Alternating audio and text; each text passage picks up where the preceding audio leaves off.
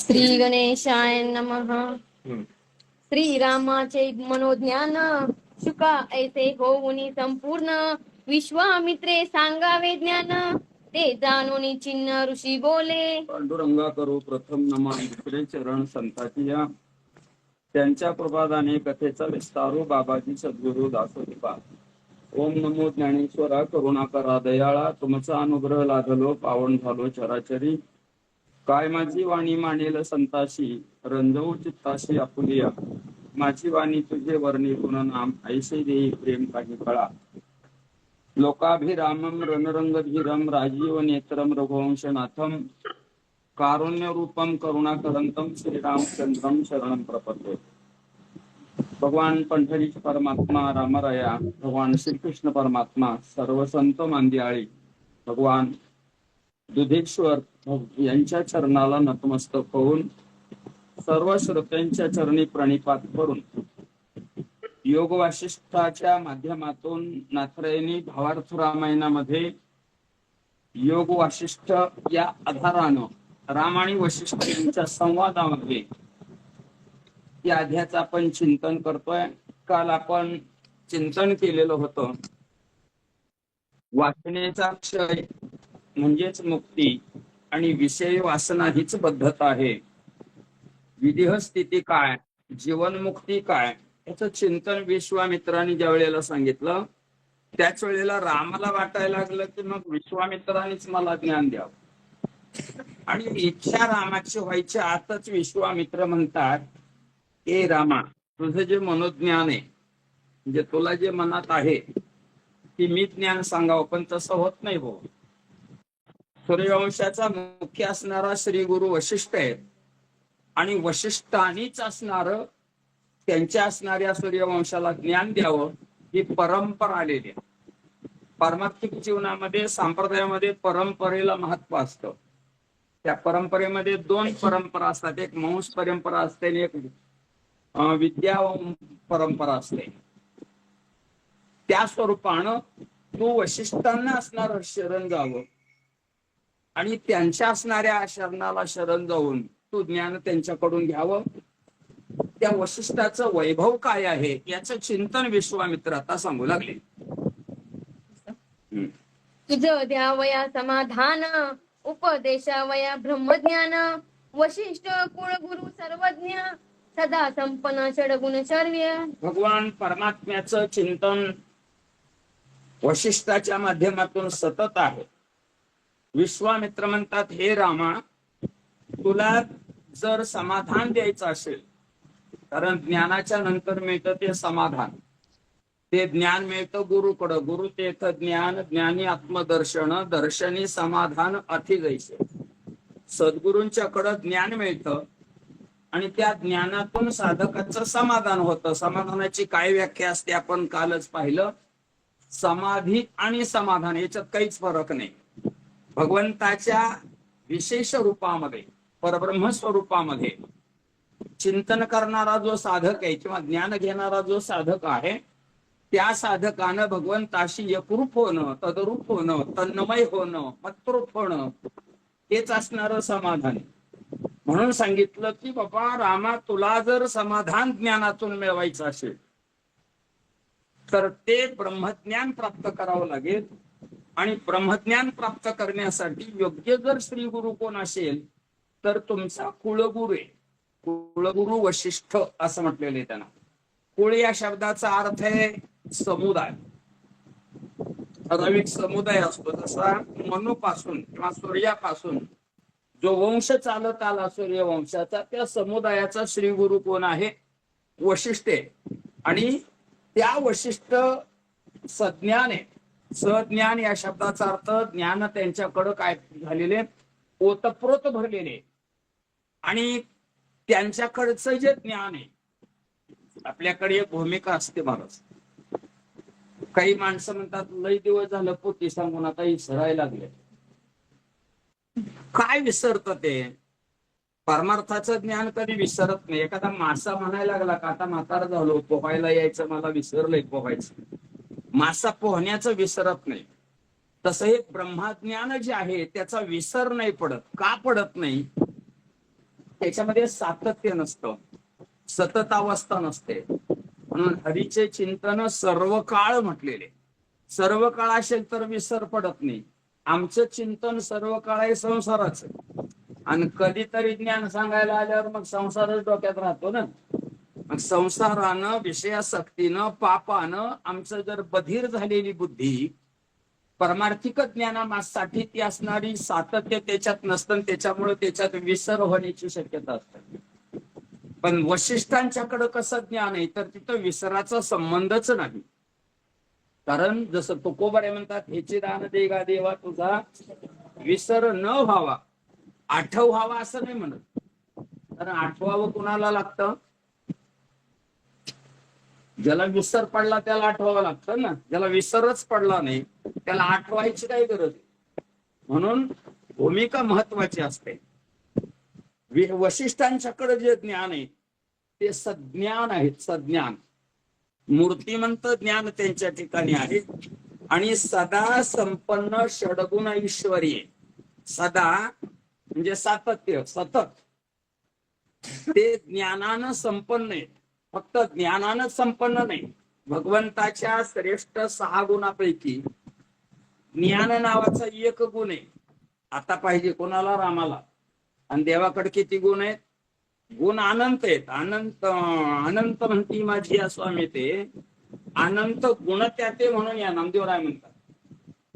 भगवंताकडे अनंत गुण आहेत, पण श्रेष्ठ गुण किती आहे तर त्याचं नाव आहे 6 श्रेष्ठ गुण आहे. ऐका, यशस्वी आणि औदार्य, ज्ञान, वैराग्य आणि ऐश्वर हे 6 गुणवर्य वसती जेथ म्हणून तो भगवंतो ज्ञानोबर म्हणतात.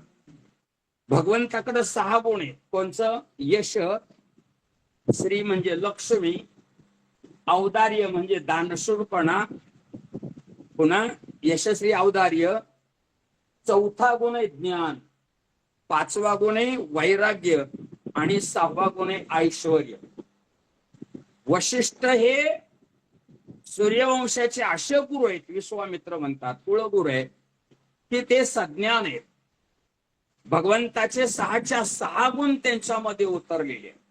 देवते संत, देवते संत निमित्त त्या प्रतिमा असं म्हटलं तर थोडं कमी पडतंय, पण गुरुतेथ ज्ञान हेही कमी पडतं. वशिष्ठ गुरु आणि परमात्मा दोन्ही एकच आहे. गुरु साक्षात परब्रह्म आहे गुरु. अजून एक तुकोबारायचं चिंतन आहे, सकळ देवाचे दैवत सद्गुरु नाथ एकला. सगळ्या देवांचा देव कोण असेल तर ते सद्गुरु असतात. कबीरांना एक दिवशी सांगितलं, कबीरांचे गुरु रामानंद स्वामी आणि ध्येयमूर्ती त्यांची राम. एका शिष्यानं विचारलं महाराज कबीरांना, गुरु आणि शिष्य तुमच्या समोर एकदाच आले तर तुम्ही पहिल्यांदा कोणाच्या पाया पडला? कबीरानं सांगितलं, मी पहिल्यांदा गुरुच्या पाया पडेन, कारण गुरुच्या मुळे मला देव मिळाला, आधी देव नाही मिळत. संत दर्शनी हा लाभ पद्मनाभ जोडीला. म्हणून सद्गुरूचं विशेषत्व आहे. भगवंताकडे जेवढं आहे तेवढं गुरुकडे असतं. ऐका, आणि जेवढं गुरुकडे असतं तेवढं भगवंताकडे असतच असं नाही. गुरुकडे जेवढं सामर्थ्य आहे तेवढं प्राप्त करण्यासाठी देवाला सुद्धा गुरु व्हावं लागतं, तेव्हा ते येतं. म्हणून माझ्या विठोबाचा कैसा प्रेम भाव, आपणची देव होय गुरु. आधी देव आहे, मग गुरु व्हायची काय गरज होती तर गुरुकडे जे सामर्थ्य ते देवाकडे नसतं. म्हणून देवाला सुद्धा वाटलं मला गुरु व्हावं लागतंय. म्हणून देवाकडे काय आहे तर 6 षडगुण ऐश्वर्य संपन्न. षड म्हणजे 6 आणि 6 गुणानं संपन्न असणारा परमात्मा. तसं तेच गुण वशिष्ठाकडे. विश्वामित्र म्हणतात, तू माझ्याकडून ज्ञान सांगून घ्यायची अपेक्षा करू नको, तुला ज्ञान सांगण्यासाठी वशिष्ठ समर्थ आहे. कृष्णम वंदे जगद्गुरु. कृष्ण हा जगाचा गुरु आहे. तसे शास्त्रामध्ये 5 जगद्गुरु सांगितले. तुम्हाला 2-3च माहित असतो.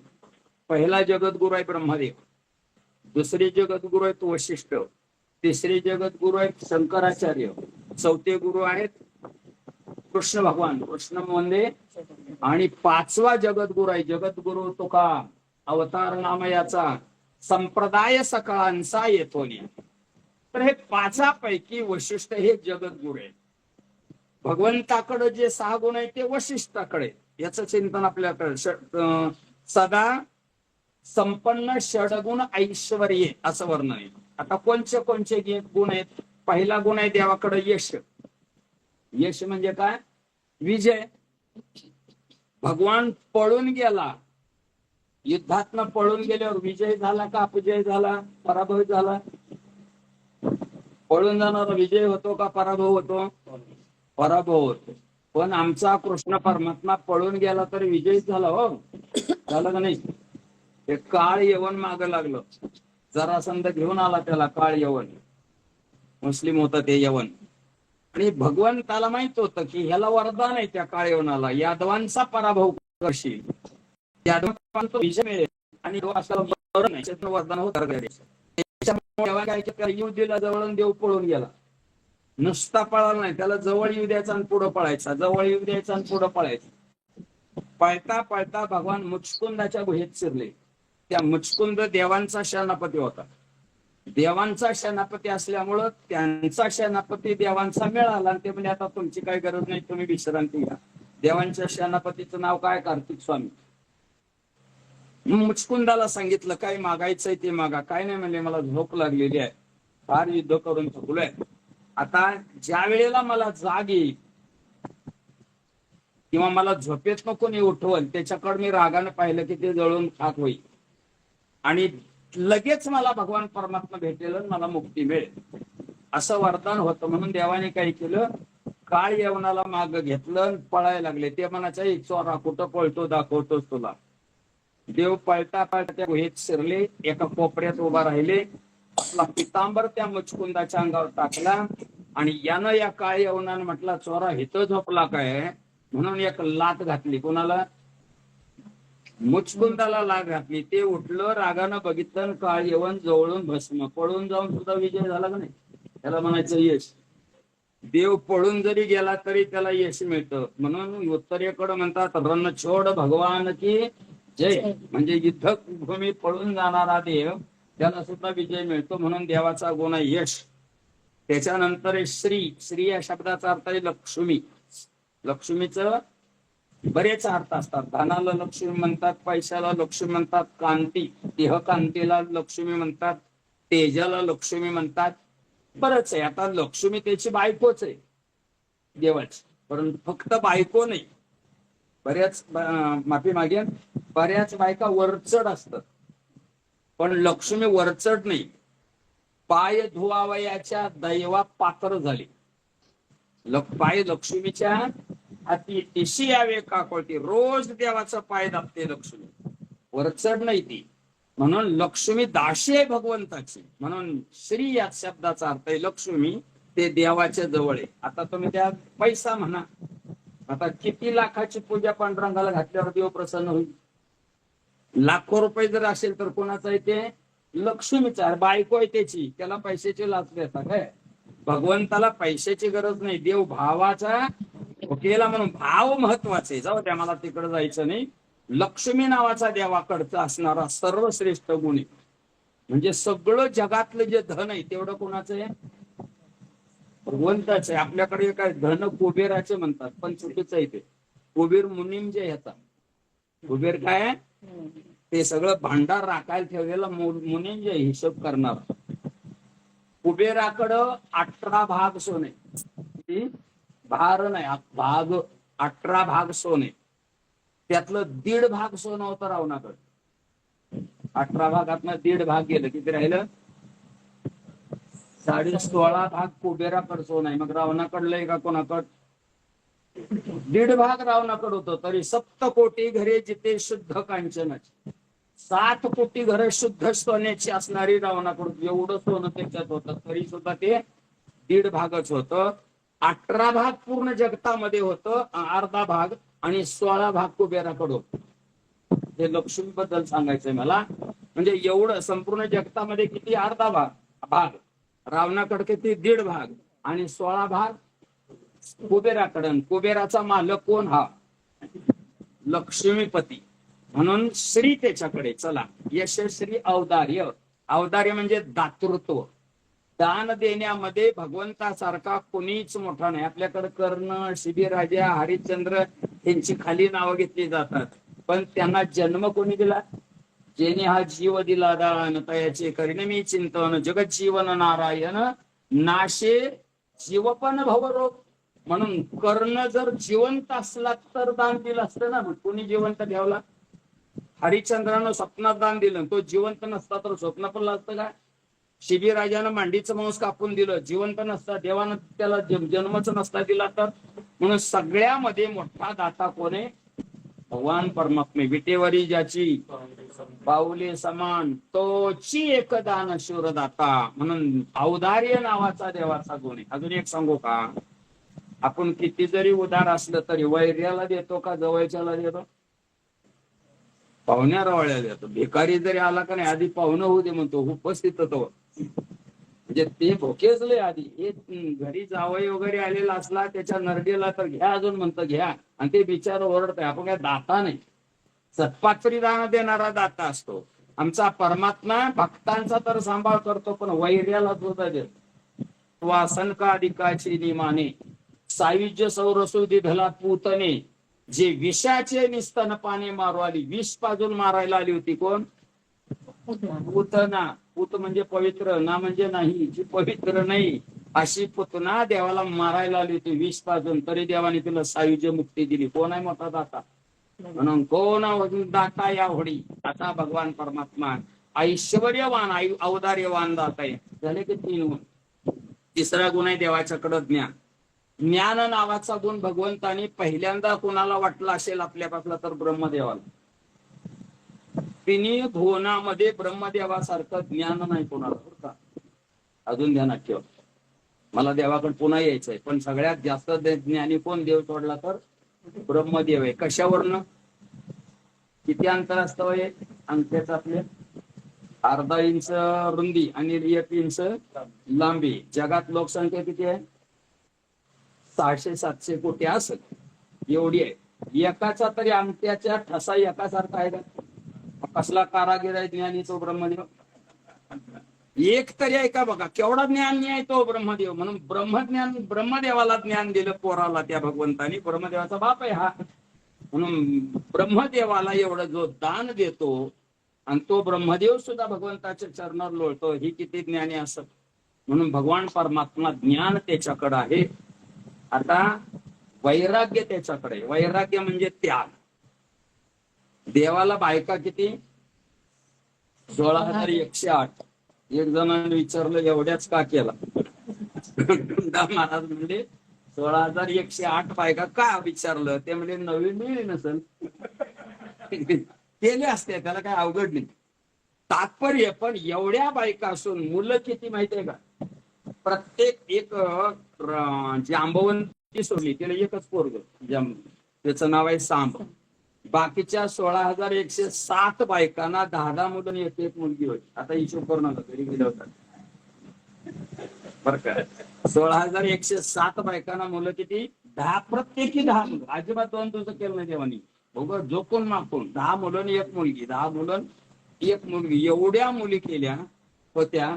आणि अवतार ज्या वेळेला संपवायचं होतं त्यावेळेला सगळे मेले त्या प्रभात क्षेत्रावर, एकमेकाला मारामारी करून. 56 कोटी यादव मेले. देवाच्या डोळ्यातनं पाणी सुद्धा आलं नाही महाराज. का? ह्यानंच मारले होते ते. त्याला लागतं वैराग्य. म्हणून भगवंतासारखं वैराग्य नाही. आता सांगायचंय मला ऐश्वर. काय सांगायचंय? 6वा गुण आहे. षडगुण चाललंय ना आपलं. 6वा गुण आहे भगवंताचा ऐश्वर. आता एक चिंतन करा. ऐश्वर म्हणजे समृद्धी, संपत्ती, थाटमाट, राहणीमान, ह्याला काय म्हणायचं? ऐश्वर म्हणायचं. देवानी पाण्यामध्ये द्वारका निर्माण केली. कसली द्वारका आहे? सगळीच द्वारका सोन्याची. लंकेत घर तर 7 कोटी होती, पण भगवंतानी सगळीच द्वारका सोन्याची केली. आमच्याकडे ते वाणीबुवा यायचे, लय प्रेमळ. आमचा लहानपणाचा गोड भाग गेला. ते एकटंच यायचं गावातनं, ते स्वतःच दौंडी द्यायचं, कारखानखळी साखर द्यायचं. आणि लहान होतो मित्र, शाळा सुटली की तिथे यायचं, पोरं घ्यायचं मागं. पोरं नुसते भजन ते म्हणायचं, आता सारखा पाण्यात द्वारका आणि विठोबा सारखा देव नाही. आणि तेच दौंडी द्यायचा संध्याकाळी मारुतीच्या देवळात कीर्तन. काय प्रेम होतं मला त्या काळामधलं, काय प्रेम होत. आज ठरवावं लागतोय कीर्तनकार येतो काय. भोळे भक्त भगवंताला फार आवडतात. मला सांगायचंय का, सोन्याची द्वारका होती. आपण जसं आता लग्नात जेवल्यावर काय करतो, पत्रवाळी घेतो, ते द्रोण घेतो, ग्लास घेतो, जेवलं की फेकून देतो. तसं द्वारकेमध्ये प्रत्येक जेवणाच्या वेळेला सोन्याचं ताट, चंदनाचा पाट, सोन्याचा तांब्या, सोन्याची वाटी, त्या वाटीला रत्नानं मडवलेलं आणि एवढं असणार. प्रत्येक जेवणाच्या वेळेला एकदा जेवलं की ते पुन्हा उकरड्यावर टाकून द्यायचं. कुठं? द्वारकेमध्ये टाकून द्यायचं. केवढं ऐश्वर आहे त्याच. आणि तेच भगवंताचं ऐश्वर आमच्या संतांकडे. ज्ञानोबाईचे आता नित्य बघा ऐश्वर. वैष्णवांची मांदी आली केवढा थोडा जातो. कोणाला टपाल नाही, काय नाही, काय नाही, भांडण नाही, तंटा नाही, पोलीस नाही, सर्वज्ञ अंतर्यामी साक्षी पूर्ण श्री वशिष्ठ. एक विश्वामित्र वशिष्ठाचं वर्णन करतात. महत्व आहे बरं का. वर्णन कोण करतं? विश्वामित्र. कोणाचं करतात? वशिष्ठ. एका काळी हे दोघांचे कट्टर वैरी होते, वशिष्ठ विश्वामित्र. आताच्या वाक्य भांडण असतं, दोन्ही बी फडतो जात बर काय. आणि विश्वामित्रांनी 100 पोरं मारली होती वशिष्ठाची. मला ब्रह्म ऋषी का म्हणत नाही. 100 मुलं मारली होती. विश्वामित्र कट्टर होत ते. आणि तेच विश्वामित्र वशिष्ठांच्या ज्ञानाचं वर्णन करतात. काय बघा, भूत भविष्य वर्तमान त्रिकाळ ज्ञाता सर्वज्ञ. विश्वामित्र म्हणतात, रामा तुझा जो गुरु तुला लाभलेला आहे, तू परमभाग्याचं आहे. या वशिष्ठाला भूतकाळाचं ज्ञान आहे, या वशिष्ठाला वर्तमान काळाचं ज्ञान आहे, आणि या वशिष्ठाला भविष्य काळाचं ज्ञान आहे. आपल्याला वर्तमान काळाचं सुद्धा ज्ञान नसतं. असतंय नसतंय ते. काय म्हणे, हे आता काय चाललेलं लगेच ध्यानात आहे तुम्हाला. राहत्या महिलांना विचारेल. क्वचितच एखादी महिला सांगेन आपल्या हातात बांगड्या किती आहेत त्यांना मापायला लागतील. म्हणजे वर्तमान काळ आहे, कळत नाही ते. पण आमच्या वैशिष्ट्यांना भूतकाळातलं ज्ञान आहे, मागं काय झालं होतं सगळं ज्ञान आहे, पुढे काय होणार सगळं ज्ञान आहे, आणि मध्ये वर्तमान काळात होणार हे ज्ञान आहे. भूत भविष्य वर्तमान काळाचं ज्ञान आहे वशिष्ठांना एक. आणि पुन्हा सांगितलं, भगवान वशिष्ठ सर्वज्ञ आहे. सर्वज्ञ, ज्ञ म्हणजे ज्ञानी, आणि सर्वज्ञ म्हणजे सगळं ज्ञान असणार. आपल्याला सगळं ज्ञान असतं का? नाही. आपण ते पंढरपुरात गेलं बघा, ते हृदय रोग तज्ञ, नेत्र रोग तज्ञ, नाक रोग तज्ञ, घसा तज्ञ, पुन्हा हाडाचा तज्ञ, पुढं त्रास होईल डाव्या डोळ्याचा तज्ञ, उजव्या डोळ्याचा. एवढे डॉक्टर होतील. म्हणजे त्याला जर विचार बाबा नाक दुखतंय, मध्ये मी डोळ्याचं आहे, नाकाचं मला काय कळत नाही. म्हणजे हे ज्याला काहीच कळत नाही त्याला म्हणायचं अज्ञ. एकच कळतं त्याला म्हणायचं तज्ञ. आणि सगळं थोडं थोडं कळतं त्याला म्हणायचं सर्वज्ञ. नाही, सगळं थोडं थोडं म्हटलंय.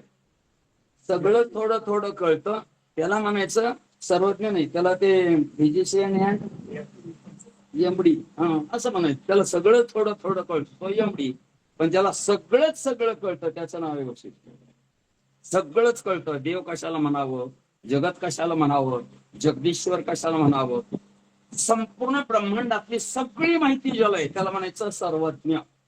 कुठं काय घडतं ते सगळं ज्याला कळतं त्याला म्हणायचं सर्वज्ञ. परमात्मा सर्वज्ञ आहे, आणि दुसरं भगवान श्री गुरु सर्वज्ञ आहेत. न सांगता तुम्हाला येते अंतर विश्वी विश्वंभर परिहाराची नलगे. भगवंताला न सांगता कळतं. भक्त समागमे सर्व भावे हरी, न सांगता करी सर्व काम. तसं वशिष्ठ सुद्धा सर्वज्ञ आहेत. आता सर्वज्ञ म्हणजे काय? बाहेरचं कोणाला बी कळतं. बाहेर म्हणजे सगळं कळत नाही ते बी मग सांगितलं तसं. पण अंतःकरण कळलं पाहिजे. रामाचं अंतःकरण काय आहे, त्याच्यात ज्ञान घेण्याची कॅपॅसिटी काय आहे, त्याचं ज्ञान कुठवर आहे, आपण कुठून त्याला ज्ञान शिकवलं पाहिजे. त्याला आतलं सुद्धा कळतं त्याला सर्वज्ञ म्हणायचं. अंतर्बाह्य ज्याला ज्ञान असतं त्याला सर्वज्ञ म्हणतात. ही भूमिका ठेवायची. आज आपण लग्न जमवायला जातात, मुलं बघायला जातात, मुलगा बघायला जातात. फक्त वर्णच बघून येतात. गोरा गोमता आहे का, डोळा पिळा चांगला आहे का, एवढंच बघतात. पण त्याचं आतलं अंतःकरण कळतं काय कोणाला? नाही कळत. पुन्हा मग रडत बसतात.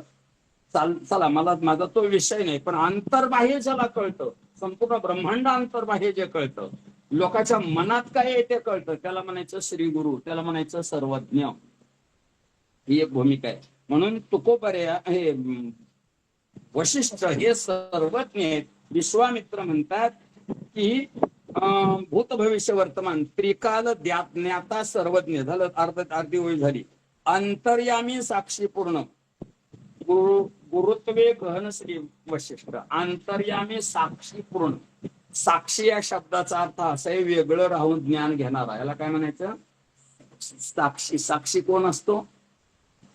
साक्षीदार. साक्षीदार सगळी घटना ज्याला माहितीये त्याला काय म्हणायचं? साक्षीदार. आता आतल्या घटना कळतात काय? तुमच्या आतल्या मनात काय चाललंय, माझ्या मनात काय चाललंय, हे आपल्याला एकमेकाला मांडीला मांडी चिटकून सुद्धा बसलं तरी कळत नाही. आपण आतलं कळत नाही, पण हे अंतर्बाह्य साक्षी आहे.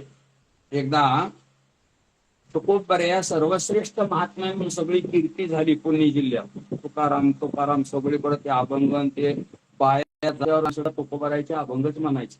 एवढा झाला तिकडं.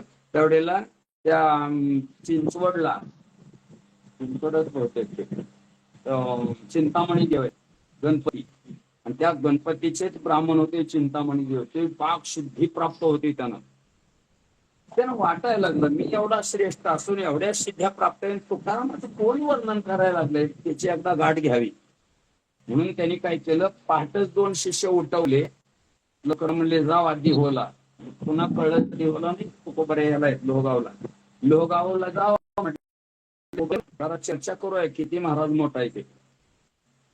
इकडं तुकोबऱ्याला कळलं चिंतामणी देवाने माझी असणारी काय केलेली आहे, आठवण काढलेली. तिकडं कळलं, फोन नाही कोणी केला. तुम्ही म्हणाल कोणी तर फोन केला असेल, हे असलं नाही. तिकडं कळलं, तुकोबराय निघाले लोहगावातून. सकाळी असणारं पूजा गणपतीची केली चिंतामणी देवानी. पुन्हा आरती केलेली आहे, मानस पूजा केली. मानस पूजा करायला लागले. मग काल आपण चिंतन केलं मानस पूजा करायला. आधी असणारी कायेनं वाचेनं 2 पूजा केल्या, आणि 3री पूजा मानस करायला लागली. आणि मानस पूजा करताना झाली, आणि पुन्हा आरती ओवाळताना त्यांनी पाहिलं त्या गणपतीकडं. तर त्या गणपतीच्या गळ्यात घातलेली जी फुलाची माळ होती, त्या माळत एक फुल सुकलेलं होतं. बरं, काही विकणाची फुलं, चिंतामणीची बाग होती फुलाची. फक्त दररोज देवांना माळा करायच्या आणि फुलाच्या बागेला पाणी घालायचं. 10-5 गुंठ बाग असेल, तेवढंच कामासाठी त्या माळ्याला भरपूर पगार होता. आणि एवढं असून सुद्धा त्यानं एका माळ्यामध्ये फुल कसलं टाकलंय, सुकलेलं टाकलं. झा वैतागला गडी. कोण? ते चिंतामणी देव. आणि मनातल्या मनात 2-4 शिव्या हसडल्या. कोणाला? त्या माळ्याला. काय फुकाट करतोय काय, आमकं तमकं ते. आणि काय करत होते ते, आरती ओवाळत होते. ओवाळायची आरती, शिव्या कोणाला? झालं ते शिव्या झाल्या. ते आरती पूर्ण झाली कशी तरी. आणि पुन्हा कोण ऐका भक्तजन्म आरती देण्यासाठी माघारी तोंड केलं. मग तुकोबरा उगाच राहिले येऊन. ते म्हणजे तुम्ही तुकाराम? ते म्हणजे हो, तुम्ही आठवण काढली म्हणून आले. कधी आले? माळ्याला शिव्या देताना इथंच होतो म्हणजे कुठलं कळलं? आतलं कळलं, हे मला सांगायचं. म्हणून तुका म्हणे मज कळते चाचणी, आणि बडबडीची वाणी आत्मा सत्य. जसं देवाला आतलं कळतं, मनोगत कळतं, संतांना मनोगत कळतं, तसं वशिष्ठ मुनी काय सर्वज्ञ आहेत. सगळं आतलं कळतं. म्हणून त्रिकाल ज्ञाता सर्वज्ञ. त्रिकाल, पुन्हा 3 काल असतात, भूतकाळ, भविष्यकाळ, वर्तमान काळ. सकाळ, संध्याकाळ, दुपार, जागृती, स्वप्न, सुसुप्ती, अशा सगळे काळ असतात. लहानपणाचा काळ, काय म्हणायचं, लहानपणीचा काळ, तरुणपणाचा काळ, आणि म्हातारपणाचा काळ. असे किती ते सगळ्या काळामध्ये ज्ञानाला फरकच नाही. अशा त्रिकाल ज्ञानी असणारी आणि सर्वज्ञ असणारी, आणि पुन्हा सांगतात अंतर्यामी असणारे साक्षी पूर्ण. साक्षी म्हणून वैशिष्ट्य आहे. आता हे साक्षी शब्द फार मोठा आहे बरं का. आपण संसाराचं साक्षी व्हावं. काय व्हावं? संसाराचं साक्षी व्हावं. साक्षीदार काय करतो? ध्यानात ठेवतो कसं कसं चाललंय, त्यानं काय केलं, ह्यानं किती मारलं, त्यानं किती शिव्या दिल्या, हा साक्षीदार वेगळा असतो. म्हणून तसं देहाचा संसाराचा आपण साक्षी व्हावं. तर अवघड आहे भाषा, पण ऐका, मी थोडं प्रयत्न करीन साक्षी कसं हवं ते. पाठ कुणाच्या हातून घडलं? एकानं एकाच्या कानाखाली मारली. मग कुणी मारली? त्याच्या हातानं त्याच्या कानाखाली मारली. पण आत्मा म्हणत नाही मी मारली. मारलंय कोणी? एकाच्या हातानं दुसऱ्याच्या गालावर मारलं. तर आत्मा हा साक्षी असतो. याच्या हातानं त्याच्या गालावर मारलं, माझा काही संबंध, ह्याला म्हणायचं साक्षी. तसं देहानं किती जरी संसारामध्ये कष्ट केलं तर त्याचा साक्षी व्हावं, मी केलं म्हणून, त्याला म्हणायचं साक्षी. आपण काय करतो? करतोय देह काम आणि हे म्हणतोय मी केलं. ज्यावेळेला आपण दुसऱ्यानं कर्म केलेलं आपल्या डोक्यावर घेतो त्यावेळेला त्रास भोगावा लागतो. हे ध्यानात ठेवा. ज्ञानोबा म्हणतात, पाहिपा पुढीलाचे ओझे जरी आपणा माथा घेईजे आणि तरी काय न दाटीचे धनुर्धरा.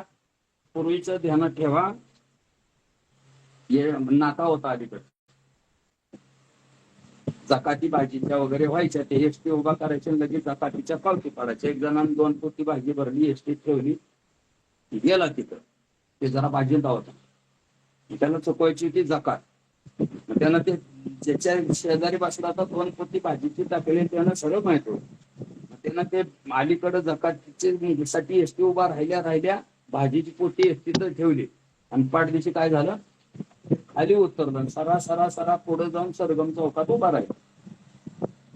दुसरा जो होता त्याच्या शेजारी बसलेला, बहुतेक ह्यानं भाजीत पोती आणलेली ह्याच्या ध्यानात नाही. ते आले जकातवाले, हे भाजी पोती कोणा? हे म्हणला माझी आहे. पोती का त्याची? किती आहे? असतील मला काहीतरी. तर फाड जातात. त्याला वाटत जकात फाडाय काय अवघडे. जकातीचं 5-25 रुपये भरलं त्यानं. एसटी चालू झाली, पुढं माणसं उतराय का हे पुन्हा आला मालक त्याच्या आणि भाजीच्या पेंड्यावर पोती झाला. हे म्हणला तुझं काय संबंध आहे? माझी पोती आहे, तुझा काय संबंध? ही काय जकात तू कोणाची पाठची? मला माझा काय संबंध आहे? बरं तुझी भाजी आहे तर कशाची आहे सांग. एका ह्याच्यात किती पेंड्या त्या सांग. काय सांगताय? म्हणजे दुसऱ्याच्या भाजीची जकात उगायची नको भरती की नाही माझं? म्हणजे फक्त जकात नाही सांगायचं.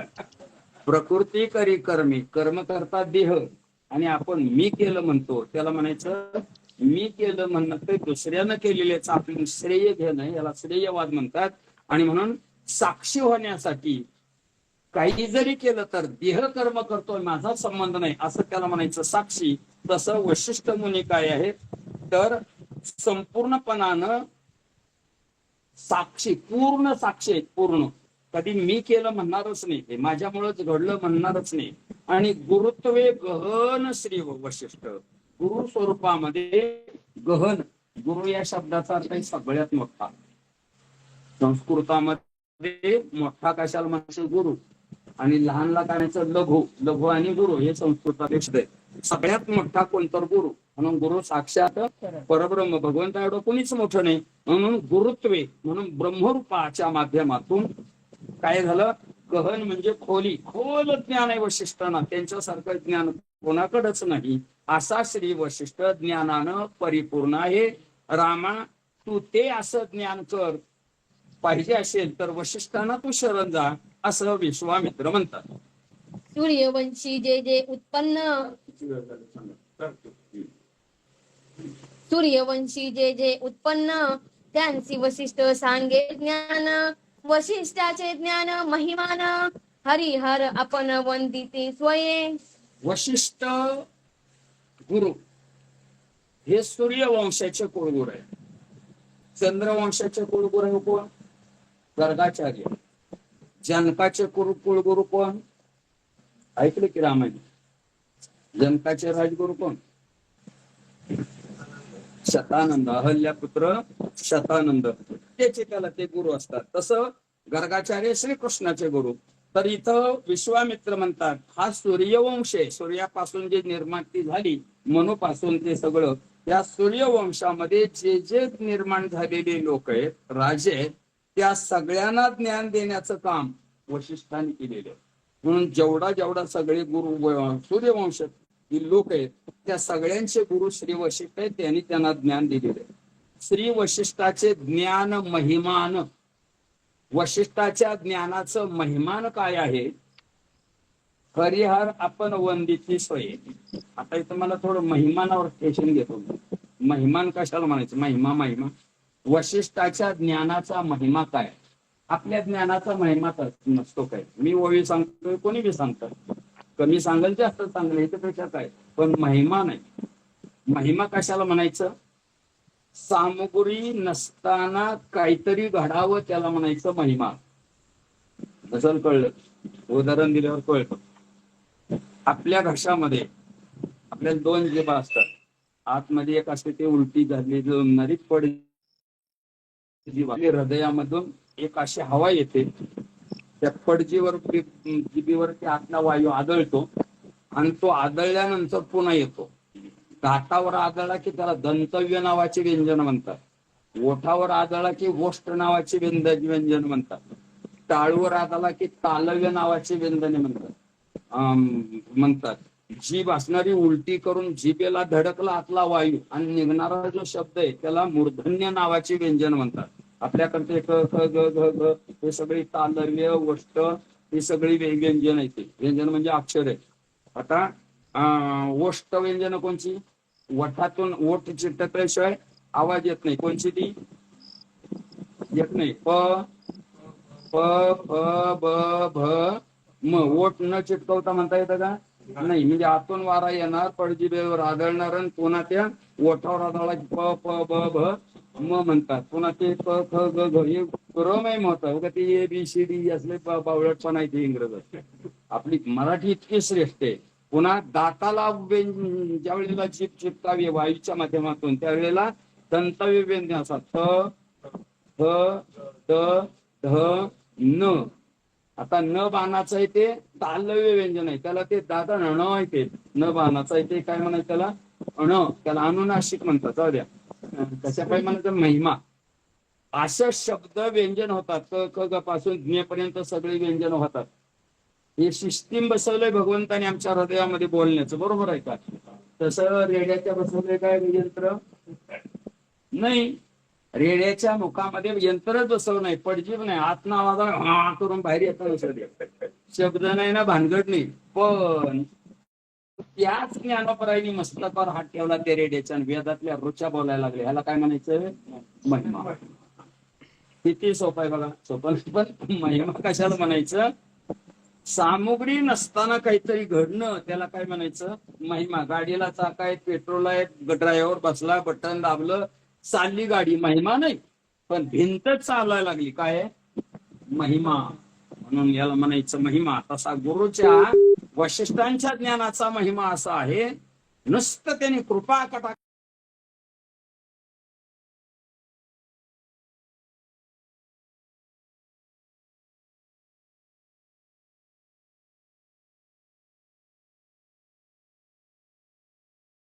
करून त्या राजानं सांगितलं, गुरुच्या ज्ञानाचा महिमा मला सांगा, गुरुच्या अनुग्रहाचा महिमा मला सांगा.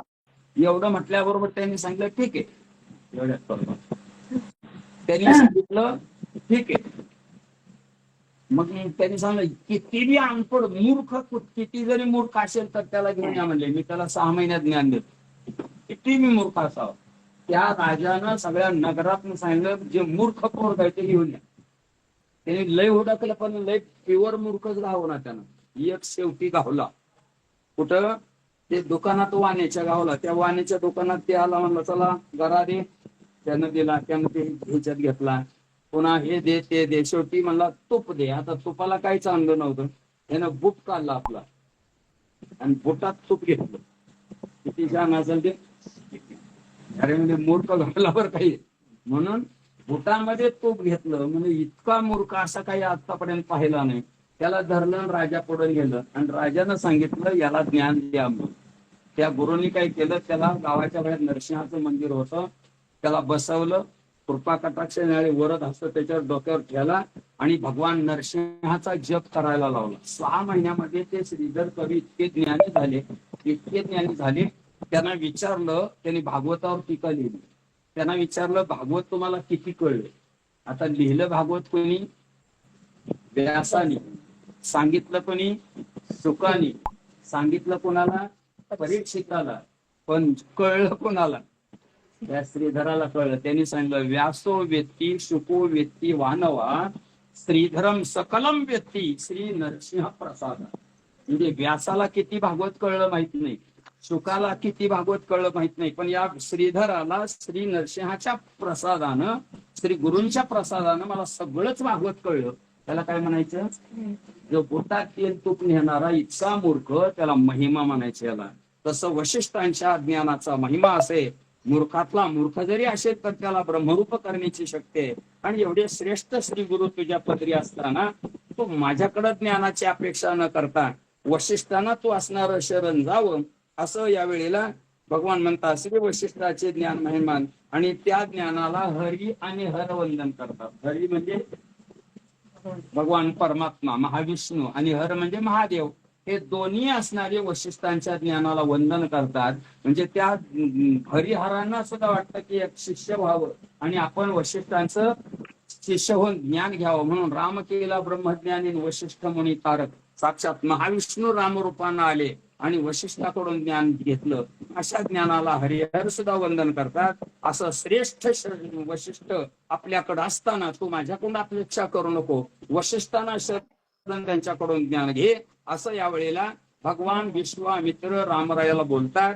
आता या मंदिरामध्ये आपण भगवान महादेवांच्या कृपा प्रसादातून हे चिंतन करतोय. त्यांच्या आरतीची वेळ झालेली आहे, म्हणून 5 मिनिटांमध्ये आरती होईल याची सगळ्या श्रोत्यांनी दक्षता घ्यावी. ऐसा कुळ गुरु समीप असता मी उपदेशू नये श्री रघुनाथा. वशिष्ठासी अति विनीतता ज्ञान प्रत्यर्थ शरण रिघ.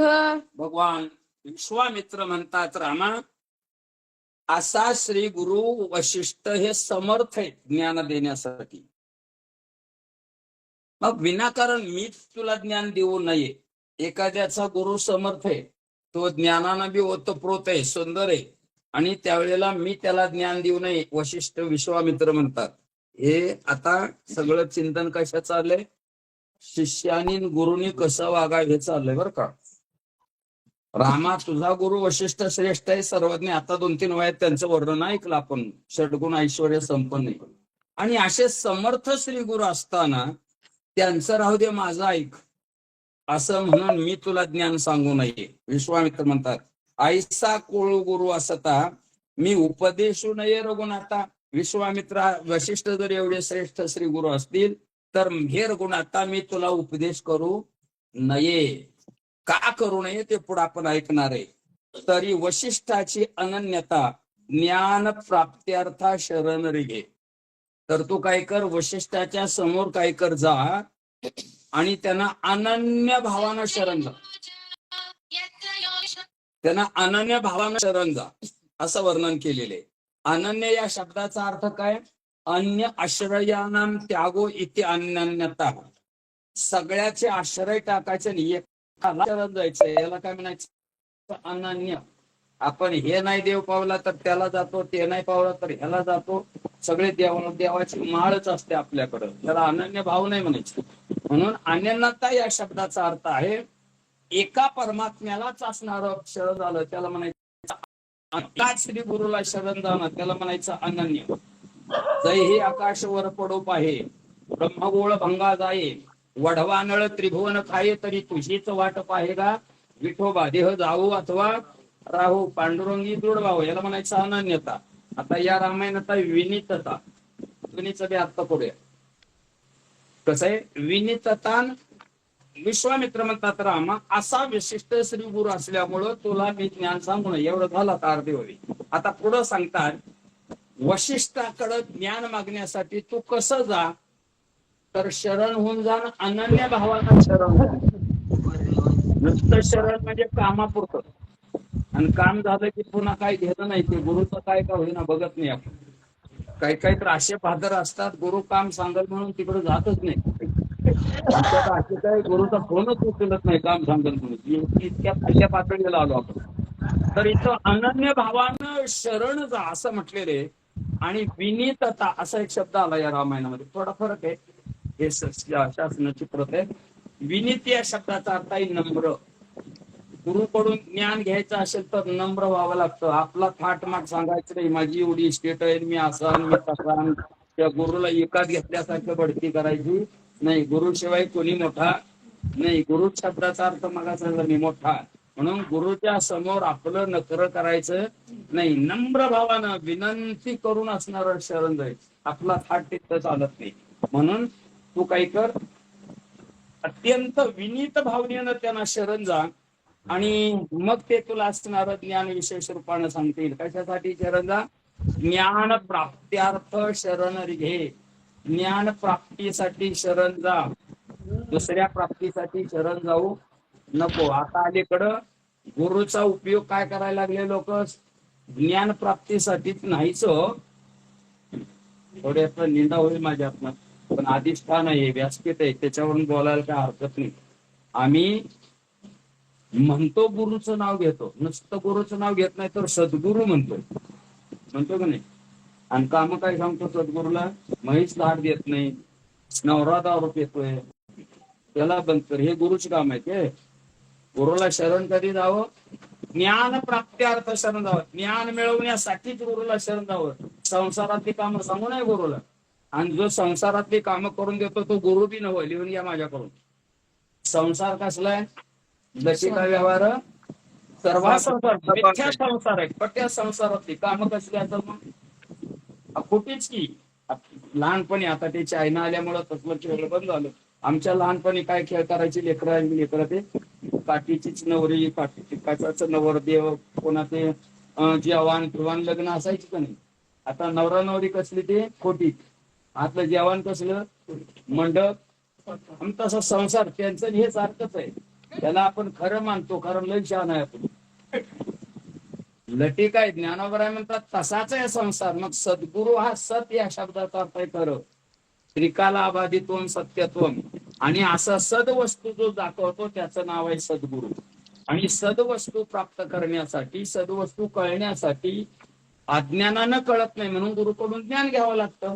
म्हणून ज्ञान प्राप्त्यार्थ तू वशिष्ठानं काय कर? नम्र हो, शरण जा आणि मग ज्ञान प्राप्तीसाठी त्यांच्या समोर नतमस्तक हो. ज्ञान प्राप्तीसाठी नतमस्तक हो. तू म्हणशील की मग त्यांनी सांगितल्यावर मग त्यांना कळत नाही का, मग मी कळीन, एवढा थाटपणा करायचा नाही. गरज कुणाला? शिष्याला गरज आहे, गुरुना गरज नाही. त्यांचा उद्धार झालाय, पुढे गेले ते निधाई झाले, वाणीतील त्यांची शिमारी. म्हणून आपल्याला त्याची गरज आहे. मग गरजवंतानं श्री गुरुंना शरण जायचं. महिपती महाराज म्हणून एक गुरु होते बरं का. पुढे येणार आहे, होईल पुन्हा सांगेल मी. वाचा. पुढीलांचा शिष्य अतिवरिष्ठ, त्यासी चाळवी तो गुरु भ्रष्ट. उपदेशी तो ज्ञान नष्ट, अति पापिष्ट प्रलोभी. पुढीलाचा एखादा आपल्याला शिष्य शरण मला माळ घाला, त्याला विचारलं पाहिजे तुझ्या गळ्यात माळ आहे का आधी? ते म्हणतो मग आता दुसरे कशाला घालायला लागलो? आमच्या गुरुला काय कळत? मग आधीच कशाला घातला? ते तीनदा करायचं संबंध आहे का? ते आयुष्यातला टर्निंग पॉइंट असतो गुरु करणं. म्हणून जसं आम्ही नोटा पिटा फाटक्या त्या कशा बघून घेतो का नाही, सोनं घेताना काय करतो? किती कॅरेट आहे वाजवून घेतो. तसं आपलं आयुष्य सोनं सुद्धा दगडच आहे. ते सोने रुपया मृत्यू समान. पण आमच्या आयुष्याला कलाटणी मिळण्याचं काम श्री गुरु करतात. म्हणून गुरु करताना डोळं स्वरूपाने केलं. आता अलीकडे तुम्हाला लक्षात ठेवता येईल, आपण ज्याच्याकडून माळ घालतो तो गुरु नसतो एवढा मोठा. गुरुचे 3 प्रकार आहे का? एक असतो दीक्षा गुरु. आम्हाला ज्यानं माळ घातली त्याला काय म्हणायचं? दीक्षा गुरु. तो नसला मोठा तर चालतो, नाहीतर लगेच तुमच्या डोक्यात येईल आम्ही ज्याच्याकडून माळ घातली की असंच करता येईल, तसंच करता येईल, लगेच निंदा करत बसाल. काही नाही, ते गादीवर बसलेलं दीक्षा गुरु आहे. त्यांचं कसं काय असं नाचणे एवढा काय प्रॉब्लेम नाही. पण त्यांची परंपरा कुठून आलेली आहे? आता आपली परंपरा कोणती आहे? तुकोबारायची परंपरा आहे. तुकोबारायची परंपरा आहे. त्या तुकोबारायची परंपरा, तुकोबारे आमचे सद्गुरू आहेत. आणि आपल्याला ज्यांनी माळ घातली ते दीक्षा गुरु आहेत. तुकोबारायचे निळोबर आहे.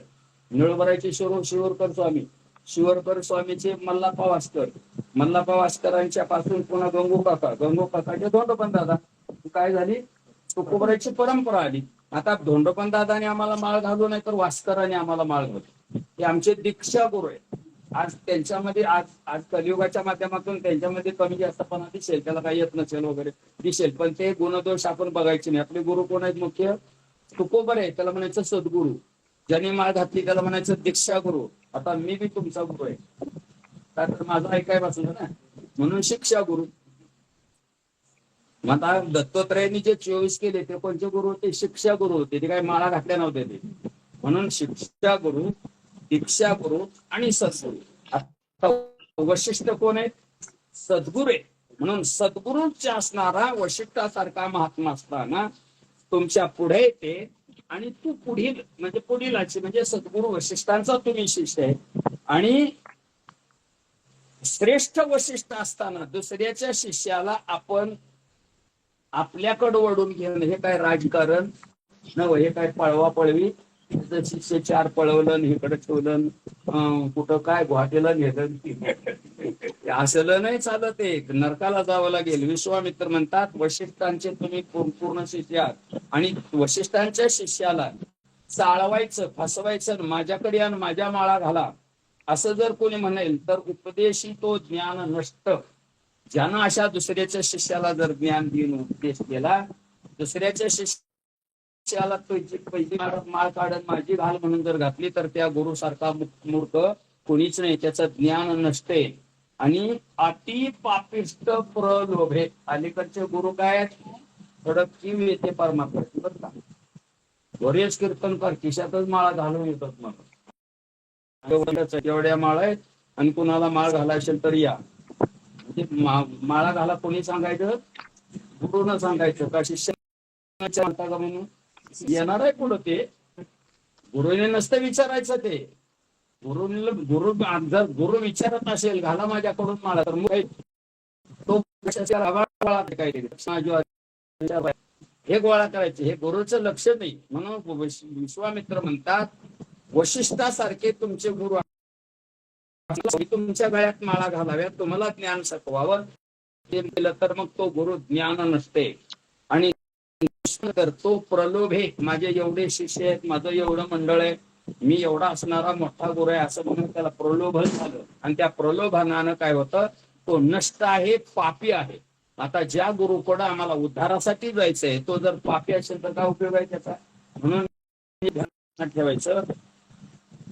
मुळात गुरु करताना 4-2 वर्ष जाऊ दे, बळ आम्ही दोघांनी तयार केला धरला घातला तर धरला दोघांनी घातला माळ असं नाही करायचं. चांगलं फाउंडेशन तयार होते. कधीच कोणाला माळ घाला म्हणून मी केलं नाही, कधीच नाही. आलता एक जण माझ्याकडे रामायण गेल्यावर बरे येतात, बरेच जण आम्हाला अधिकारच नाही म्हणत असतो आम्हाला माळ घाला. गुरुनी सांगितलं बाबा तो आता जरा शहाणा झालाय, माळ घाला म्हणून आज्ञा मिळाली तर घालाय, नाहीतर अधिकार बी नसतो त्याचा. पण तरी काही जण आले मला माळ घालायसाठी कसे करा. मी म्हणलं मला काय अधिकार नाही बाबा, काय घालणार नाही. आता ते काही माळ घालाय आलंच नव्हतं, बाजूला होतं. किती मला किती कळतं ते बघायला आलं. त्यानं विचारलं महाराज म्हणजे मी खात असतो माळ घातल्यावर चालतं का? मला कळलं ही जात कोणची येते. चालतं घाल माळ. काय म्हणलं त्याला? चालतं. ते मला पेत बी असतो कधी कधी. खातो शनिवार म्हणजे मंगळवार काय शुक्रवार, पण पेत म्हणलं आठवड्यातलं कधी मी पेत असतो. माळ घातली तर चालतं का? काळजी करू नको घाल. त्याला काय म्हटलं मी घाल, फक्त मी घालत नाही, तू घाल. मग माळ घालू शकतो. पुन्हा अजून त्याला वाटायचं एक अडचण कस काय, हे नाही कसं म्हणू नये. पुन्हा त्यानं विचारलं, मी चोऱ्या करत असतो, चोऱ्या करणाऱ्यांना माळ घालावी, घाल घाल चालतं. काय मी ते सांगायचं, मला शिवाय देतो म्हणायचं. सगळं दमलं ते. पुन्हा मग मला विचारलं तुम्ही असं का म्हणला? म्हणजे लय जणांना मी विचारलं पण ते असं चालत नाही तसं चालत नाही. म्हणजे तुम्ही माळ घालाच कसं पाय म्हटलं. हा म्हटलं हे बघ, तू खातो, तू पितो, तू चोऱ्या करतो, लोकांना शिव्या देतो, तरी तुला देवानं जिवंत ठेवलंय का नाही? माझ्या का पोटलं दुखाव? तू जागती जिवंत आहे, मग माळ कोणाला घालावी? जिवंत माणसाला घालावी. मेल्यावर काय तो अजून जिवंत आहे. वाड्यासारखा तर पापी नाही, अजामेळात सारखा तर पापी नाही. तो भूमिका असते त्याची. माझा तो भाग वेगळा असेल, काय झाला असेल, विपर्यास झाला असेल तर त्याचा. पण ज्ञानासाठी माळ असते, चिंतन नाही, ज्ञानासाठी गुरु असतो. म्हणून दुसऱ्याच्या शिष्याला आपल्याकडे वळावं आणि त्याला माळ घालावी हे चांगलं नाही. आणि जर त्यानं घातली तर तो पापिष्ट आहे, त्याचं ज्ञान नसते, त्याला ज्ञान ते पचत नाही, त्याला ज्ञान पटत नाही, त्याचाही उद्धार होत नाही. अशा गुरुचं लक्षण विश्वामित्र रामाला सांगतात. मुळी असता ज्ञान गुरु त्याची त्यागवी तो पापी नरू सोये उद्देशी तो पापाचारू हा निज निर्धारू ज्ञानोपदेशा. विश्वामित्र म्हणतात कुळी असता सज्ञान गुरु. कुळामध्ये सज्ञान गुरु. कुळ म्हणजे भावकी इतके नव्हतं काय. कुळ या शब्दाचा अर्थ काय? समुदाय. आपल्या वारकऱ्याचा काय आहे? समुदाय. आणि वारकऱ्याच्या समुदायाचा गुरु कोण?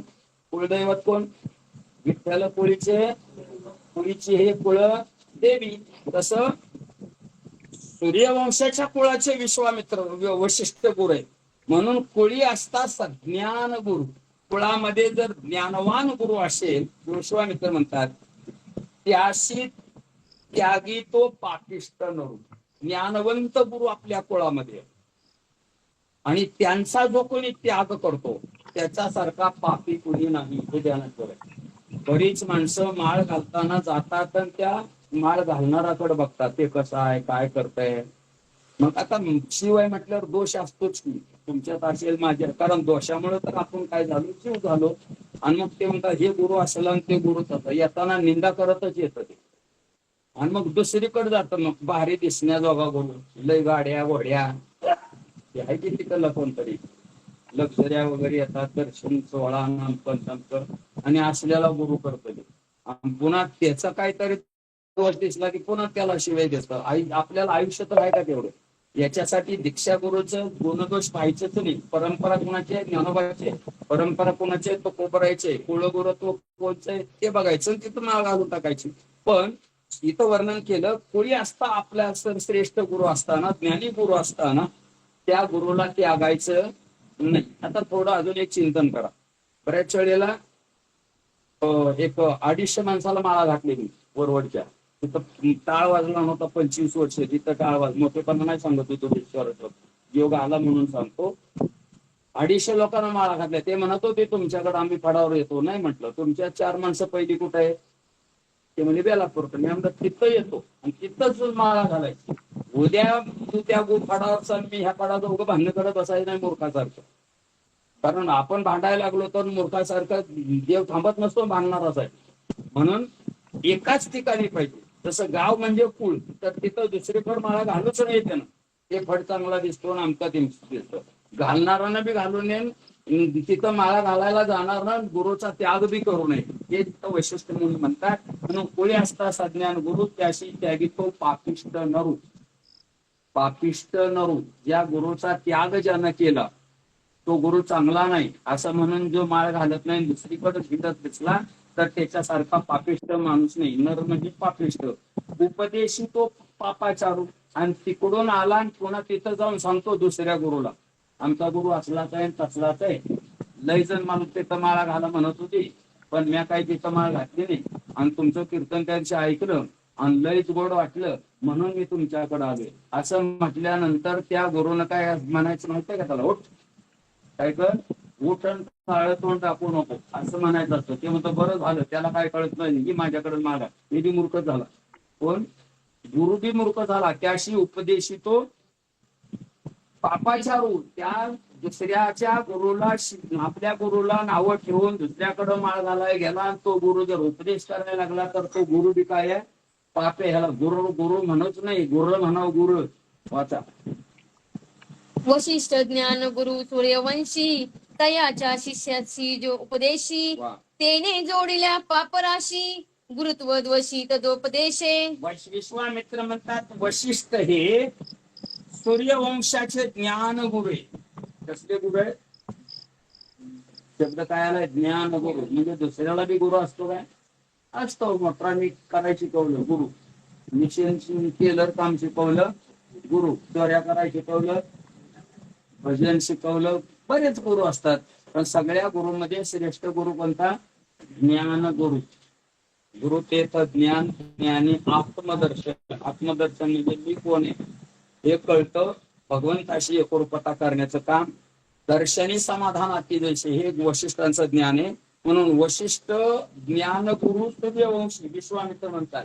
वशिष्ठ हे सूर्यवंशाचे ज्ञानगुरु आहेत. त्याच्या शिष्याशी जो उपदेशी, अशा वशिष्ठाच्या शिष्याला जो कोणी जर उपदेश करायला गेला तर विश्वामित्र म्हणतात त्यांनी जोडल्या पाप राशी, त्यानं पापाच्या राशीच्या राशी जोडल्या. आता नव्या पोरासनी रास कशाला म्हणतात ते कळणार का? कळत? बरं सांगा कशाला म्हणायचं रास?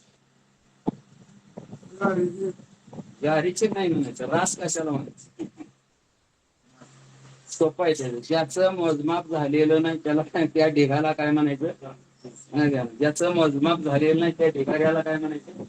आता त्या मशीनला पोता लावल्यामुळे मोजलं ना ते रास होत नाही. ते बडवणं करणं, ते उभा ढीग लावला की त्याला म्हणायचं रास. मग हुलग्याचे असू दे, गव्हाचे असू दे, नाही तर काय, त्याचं अजून मोजमाप झालेलं नाही. म्हणजे ज्याच्या पापाचं मोजमाप झालं नाही त्याला म्हणायचं पापाची या राशी. अशा गुरुनं दुसऱ्याच्या गुरुला जर शिकवलं तर त्यानं जोडल्या पापाच्या राशी, म्हणजे अमाप पाप जोडली त्यानं. आणि त्याला म्हणायचं पर्वताप्रमाणे पातळ तुटवणे, वज्रलेख होणे अभक्ताची, हे पाप असणार त्या गुरुला होईल. म्हणून तेने जोडल्या पापराशी गुरुत्वे दोषी तदोद्देशे. वशिष्ठांच्या गुरुला, वशिष्ठाच्या शिष्याला जाणून उपदेश करणं, त्यानं पापाच्या राशीच्या राशी जोडल्या. त्याच्यासारखा गुरुत्वाच्या ठिकाणी दोषी कोणी नाही असं विश्वामित्र काय सांगतात? गुरु कसा असावा हे सांगतात. त्यांचं काय काशाना पण आपल्याला कळायला लागलं का नाही गुरु कसा असावा ते. म्हणून गुरुची भूमिका विश्वामित्र सांगू लागले. या लागी गा रघुपती पावावया ब्रह्मप्राप्ती, वशिष्ठ कुळ गुरु प्रार्थी, तेनेची तू विश्रांती पावसी सुखे. या लागी गा रघुपती, हे रामराया, हे रघुपती, याच्यासाठी तू काय कर? पावावया ब्रह्मप्राप्ती, ब्रह्मप्राप्ती प्राप्त करून घेण्यासाठी ज्ञान स्वरूपाचे जे काही गुरु आहेत वशिष्ठ, आणि त्यांची तू प्रार्थना कर. तेने तू पावशी विश्रांती पावशी सुखे, सुखाची विश्रांती तू पावशी. ओवीचा भावार्थ झाला. आता थोडा विस्तार करतो. या लागी म्हणजे म्हणून. म्हणून म्हणजे काय? आपले गुरु ज्ञानी असताना दुसऱ्या गुरुकडे जाऊ नये. म्हणून तुझे गुरु काय आहेत? श्रेष्ठ आहेत, वशिष्ठ आहेत, संपूर्ण ज्ञानानं त्यांच्यासारखं ब्रह्मांडामध्ये कोणी नाही. म्हणून या लागी तू गा रघुपती. रघुपती म्हणजे पती, म्हणजे पती. पती पती म्हणलं की लगे आम्हाला वाटतं नवरा, एवढाच अर्थ होत नाही. बरं, बाई नवरा होते का? मग राष्ट्रपती कोण आहे आता? मुर्मू आहे ना. पती या शब्दाचा अर्थ मालक. काय झालं? पती या शब्दाचा अर्थ मालक. तसं सूर्यवंश मुख्य वंश आहे.